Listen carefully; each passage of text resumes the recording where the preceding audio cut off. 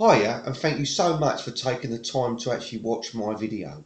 This video is to do with money and, if you like, its importance, and more importantly, how I believe that people are being, if you like, brainwashed into being separated from their own money.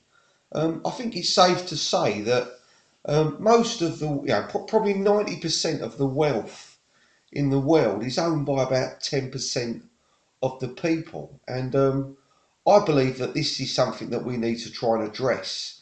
Obviously, if you haven't got a lot of money, it's difficult to, you ain't gonna be able, if you like, to reach the 10%, if you like. But you need to understand why I believe anyway that the average working guy doesn't seem to get on.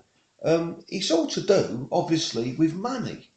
With money brings obviously security. When you're in a better financial situation, when you've got money, you're in a better position to be able to negotiate if someone wants you to do something for them, because you've obviously got the security and the money behind you. Now, I believe that the reason that these people have got all this money is because the first thing is, and probably the main thing of all, is that they respect it. They actually respect the money that they've got, and they look upon their money as if it is a tool. It is a tool for success. And I believe the average working guy, and me included, sometimes we perhaps don't look at the money that we've got and appreciate what that money could be doing for us. Now, most working class people, I've done it myself. You earn money. You do well. You go out. You're getting takeaways. You're perhaps buying a nice car. You're doing all these things. But really, what you're doing is you're just buying things. You're just buying things. Now, you're probably thinking, yeah, but everyone wants nice things, and I totally agree with that. I'm actually, I totally agree with that. I like nice things, nice cars, nice home, different things. But you need to understand that I think the difference between the working man and, if you like, the elite is that the elite initially they're postponing their gratification. They're not jumping in and doing it all right away. Yeah, when I look back in my life, I do. I wish at times I'd been more careful with the money that I did earn. I've never really earned fortunes, but I've always usually earned pretty good money. But perhaps if I'd been a little bit wiser with it early on, my situation would be better today. Now, this is a fundamental mistake that working class people that are making. They're having to do perhaps jobs that they don't want to do for amounts of money which they know they should be getting more money for, because of their vulnerability.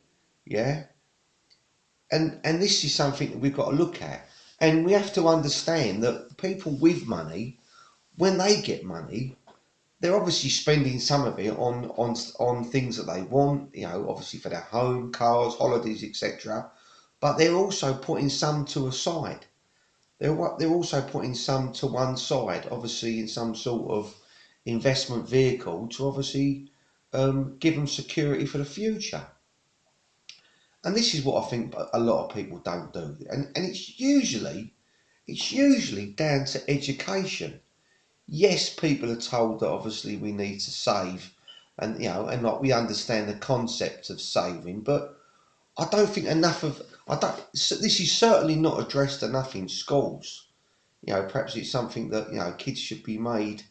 People should be made more aware of it. The dangers, if you like, of reaching old age and not having no money.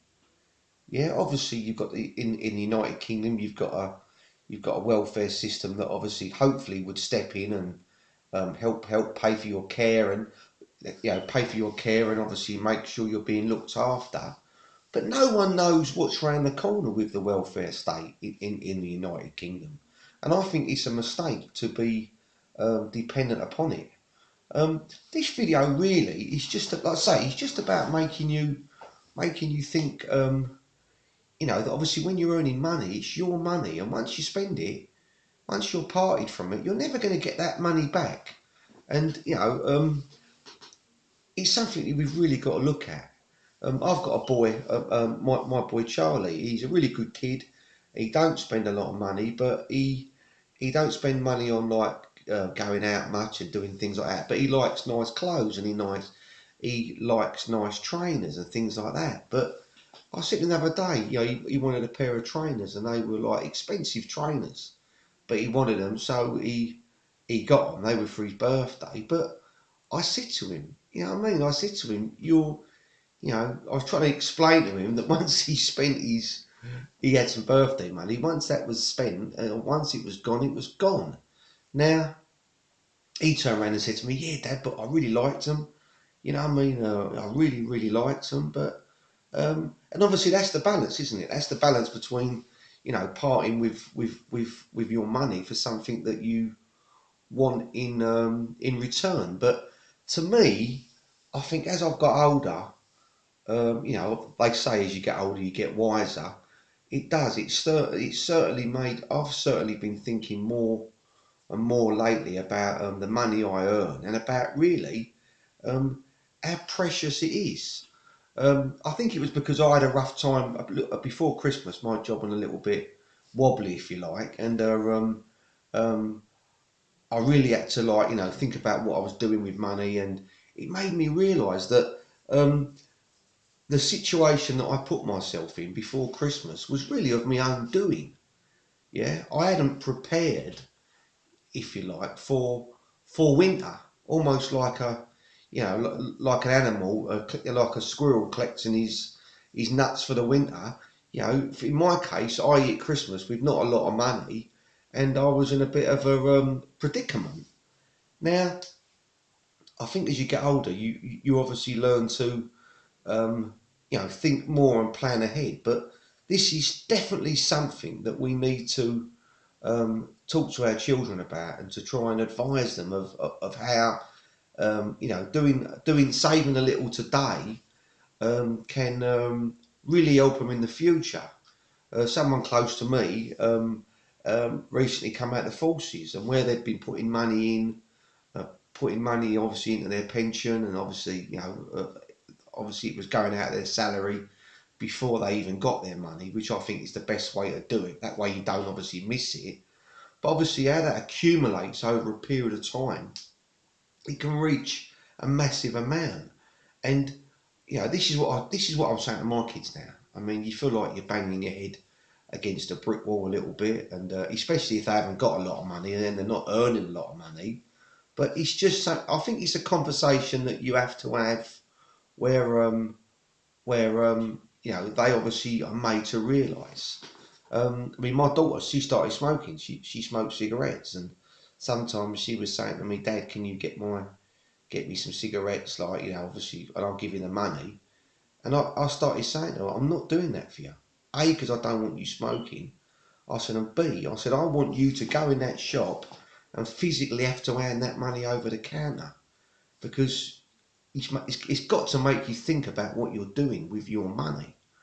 And I just think that anything we can do to make our kids think more about their future, and obviously their finances, you know, and obviously investments, even little small investments today, I think can in you know in the future, if we can get this across to them and get you know get this importance of security and making themselves obviously not vulnerable to having to do things perhaps that they don't want to do. You know, this is a massive lesson which our children have got to be made aware of. And you know, if you're like me, I mean, I'm 51 now. You know, start. I mean, you know, obviously I'm 51. You know, I don't intend not. I intend working for quite some time yet, but because I need to because I need to. If you want obviously a good life, then you obviously got to work. But I'm still not now. I'm more aware now. I'm more aware of you know when I go out what I am spending. You know, occasionally I'll go out and like you might go out and just because you're out with your family and you don't so much worry about money. but you need to obviously, when you come back from that situation, it might be that you've gone out, had a good night and spent a lot of money, but then I said to my wife, right, we've done that now. We need to think about what you're doing now. When you're going out, there's a difference between needing something and wanting it. And I think I think that a lot of people now, they're buying things just to, I think a lot of it is a distraction. And this is why the rich are getting richer, and if you like, the working classes remain in that, in the working class um, position, because the rich, when they get their money, when they earn £100 or they might earn £1,000 one week, any disposable income that they've got, they're looking to put that into some other vehicle that's going to earn them more money. And this is what I'm trying to do now. I mean, I'm not earning great money at the minute, so I'm finding it difficult, if you like, to get in front, and if you like, take notice of what I know I should be doing. I think that's the other thing as well. Obviously, having the knowledge and knowing what you should be doing with your disposable income, um, that only becomes relevant if you've got disposable income. But I think this, like I say, this video is just to make you really be critical of where you're spending your money. And if you're earning good money, like I have in the past, I've had times when I've earned, really, really good money, which is what I call good money to me. And I have at times I've been flippant with it. It might be that you're shopping in a shop that you could go somewhere cheaper. You know what I mean? Why would you shop in a shop? I've done it. I've gone in shops and you spent £80, £90 on a shop, and then you go to like a cheaper, more economical shop, and you get the same shopping for 60 quid. What I'm trying to get is, I wish I'd done that years ago. I think that's a mistake I've made. When I've had money, I've perhaps I've not respected it. And I know a lot of people like that. I know a lot of people who are like that. I know people close to me, my family, who earn good money, and they don't respect it because it comes easy. But the trouble is, I've got another person in my family who used to earn really good money. To me, when he used to tell me how much he was earning, I used to say to him, it's fantastic money, and today he ain't got nothing. And he should have. The annoying thing is, he should have. And if you spoke to him, he would tell you that he knows he should have.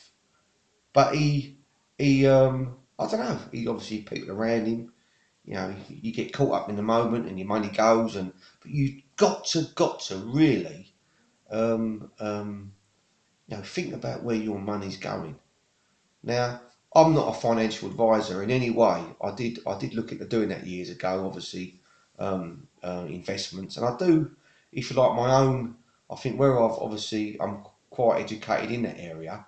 I have looked at all different ways of people investing their money, and one thing I do realise is that most people they invest it regularly. I think that's the way. I think that's what you've got to do. You've got to invest something regularly. Even if you're like 18 years old, you might be 18, 20 years old, and you're saving 20 quid a week. You'll be amazed how that can grow um, over a period of time. And I know this is true because I can think about years ago when I was actually paying money into a um, it was through my bank. It was basically I put in money and they were putting this money into like blue chip companies, stocks and shares. It was a unit trust basically, and I couldn't believe it. About 6 years, I was doing this regularly, and about 5 or 6 years later, we decided that we wanted a conservatory on a house that I had, and we could borrow the money, but I went in and got a statement what my unit trust was worth, and I couldn't believe it. I hadn't had it that time. I can't remember the exact figures, but I remember my response thinking, I'm amazed. I'm amazed that that's gone up. Okay, this is like 20 years ago. The stock market was growing at a more, it was growing at a higher rate. But I think now, how much would I have now if I'd left that in there? If I hadn't bought that conservatory? I think I took probably about 8 grand out of it. It'd probably be like 35, 40 grand a day. But I didn't. I took it out and I spent it. And this is what I'm trying to get at. You basically, it's obvious you can't have it and spend it. But the idea of this video really is just to make you think more about, are you saving anything? Are you putting a little bit of money away, for a rainy day? I said to my missus, I said to my wife, because my job goes down, my job really goes down towards like end of October time. I said to my wife, I said to her the other day, we were chatting about it because of what happened to me at Christmas. And I said to her, when we hit Christmas, when I hit like Christmas Day, I said, I want to have probably have like 3.5, 4 grand in the bank. Because I need to know that if I have a rough, like, perhaps if I hit December, say, the start of December, I need about 3.5 grand in the bank, 3.5, 4 grand. Because I said to her then, if I have a tough December and a tough January because of the weather, we're okay. But the problem arises if you don't make that. You sort of do with planning, isn't it? At the end of the day, you've got to plan for every eventuality in your life. You know what I mean? Everything now is so expensive, and whatever you can do to save a little, it's going to be up to you obviously in the future. And my dad used to say to me, yeah, my dad used to enjoy life. He was a lovely chap. He used to spend his money, have a beer, and he used to have a smoke, and do all the things that obviously dads do. But I remember him saying to me, um, if you if you save £1, it's just like earning £1. It ain't no different. You're £1 better off. If you go to buy something and you don't buy it because you think, do you know what, I don't need that, and I'm going to put that in a unit trust, into an ISA or something like that, and I'm going to forget about it. That's going to be good for you in the future. That is going to be good for you in the future, and we just need to be aware. This, like I say, this video is just about making you aware of every penny you spend. Don't take it on board that you've got to worry. I mean, I know someone ages ago. He wouldn't spend a bean. He'd walk in somewhere, he wouldn't spend a penny. You know what I mean? He'd worry about everything. You know what I mean? That ain't the way to be. But it's good to be somewhere in the middle. It's good to be like, hold on a minute. We don't need that. We've got this, and do we really need that? Because I do. I wish I'd done it on more occasion years ago. Because I'd probably be, I'd be in a better position than what I am today. I've still got obviously what they call it. I've still got a lovely home. I've still got everything. I've still got everything. But if you got to think if you'd been shrewder, a little bit shrewder with your money, you know what I mean. You perhaps, you're leaving yourself less exposed. Yeah, and if you've got money behind you, um, they say it don't buy you happiness, but I still think that money's a lot like oxygen.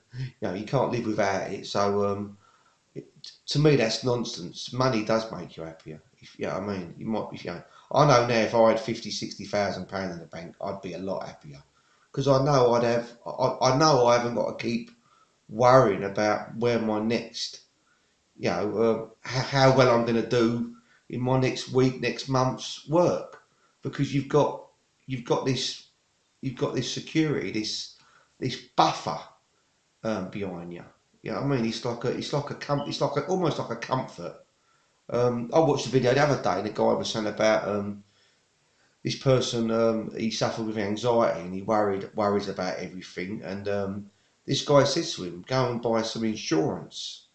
Go and buy some insurance. So if anything happens to you or your family, or," he said, because this guy was basically saying that the more security you've got around you, then perhaps you'll feel better because you ain't going to be worrying about that.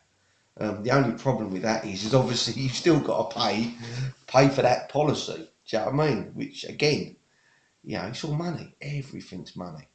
But I hope this made you think a little bit about about how you should approach money, and especially your children. How you should make your children think about money. Obviously you don't want to You want them to enjoy life. You want them to have, go on nice holidays. You want them to have all these nice things. But as long as you're getting the message across that perhaps to save a little, um, it's a good message to send, because at the time of making this video, obviously I'm in the UK. You've only got to watch the news, the welfare state. This government, they don't seem to be doing anything for normal people, working class people.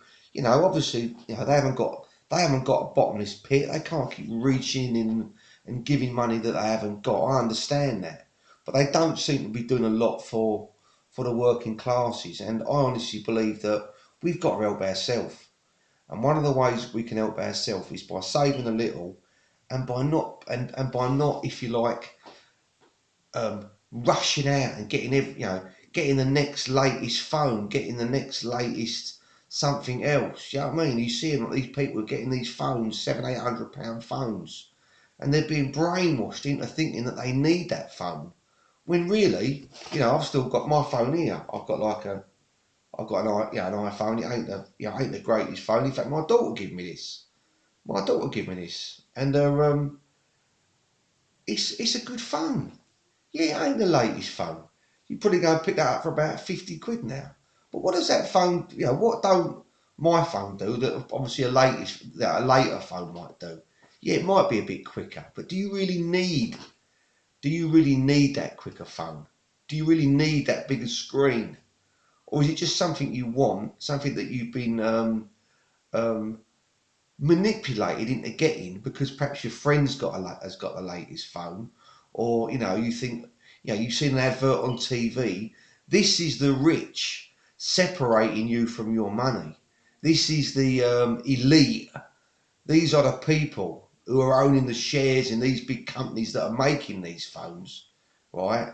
They can afford these phones, or like the latest phones. But you've got to ask yourself, can you?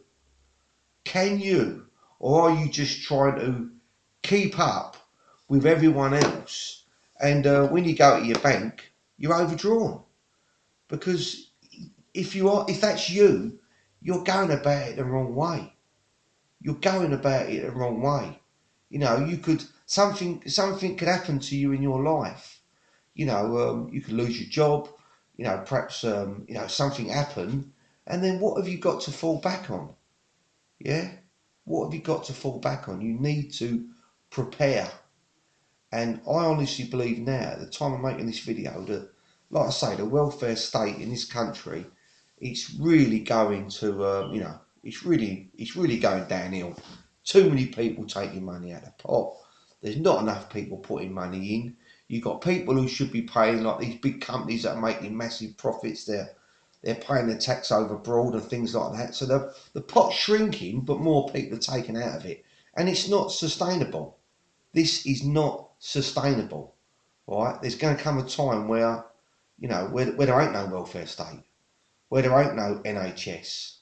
I honestly believe that in this country, especially if the current government remain in power, because they're not for the working classes. They really ain't. You know what I mean?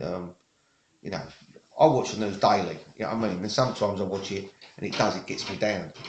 You see what's going on, like people, what people are doing and how they're being treated, and you just think, what's this country coming to? But with that in mind, we have to guard ourselves against it. So start saving, start looking at your finances, start looking where your money's going. Yeah, because it's amazing. I've done it a couple of times. I've got internet banking, and you look at your bank and you just see all these minus, minus, minus, and you wonder I wonder how some people who don't earn a lot of money, I wonder how they cope. I just don't know how they cope, and the situation's getting worse. So we've got to prepare for it. Thanks for watching my video. Please, if you are interested in, obviously, all my videos are aimed at helping you. I do a lot of videos on personal development, and I do a lot of videos about different subjects. Things that annoy me, things that I believe that obviously should change.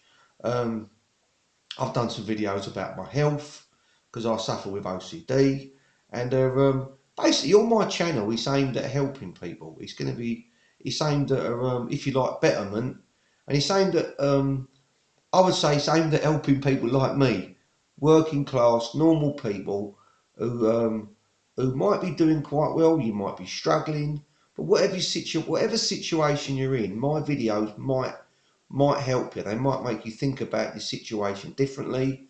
They might think it might just open your mind to the idea of improving. Because, like I say, if you've seen any of my other videos, you'll know that that's what my channel is all about. It's all about trying to help normal people get on and do better and do more and safeguard their family. Thanks so much. Please like, please subscribe. I'd really appreciate it if you like this video, give it a thumbs up, and I hope to see you on another one of my videos. And thank you so much. If you did watch to the end, thank you so much. Thank you.